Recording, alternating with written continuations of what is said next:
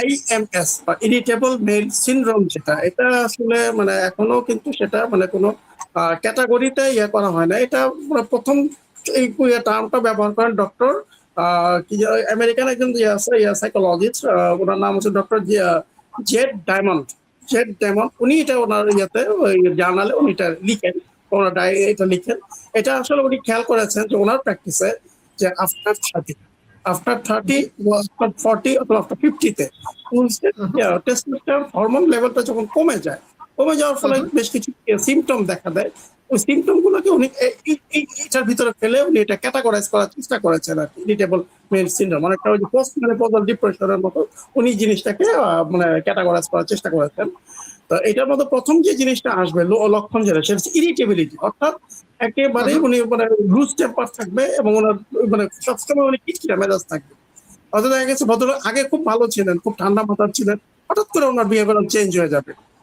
দেখা যাবে প্রচন্ড উনি খিটখিটে হয়ে যাচ্ছেন, কোনো কিছু তো ধৈর্য থাকছে না, উনি কারো কথা শুনতে চাচ্ছেন না, কোনো কিছু বললে উত্তেজিত হয়ে যাচ্ছেন, কোনো কারণ ছাড়া উত্তেজিত হয়ে যাচ্ছেন, সবার সাথে উনি খারাপ ব্যবহার করছেন, পরিবারের সবাই অতিষ্ঠ হয়ে যাচ্ছে ওনার খারাপ ব্যবহারের কারণে।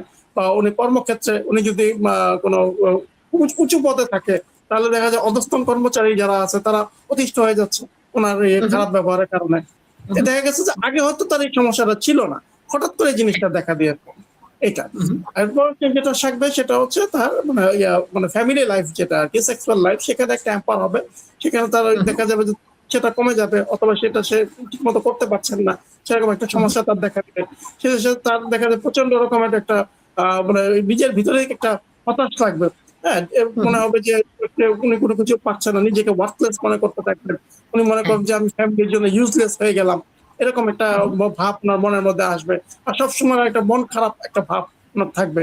এবং দেখা যাবে যে আরেকটা জিনিস, এটা হচ্ছে উনি কি বলে দেখা যায় সবসময় মানে উনি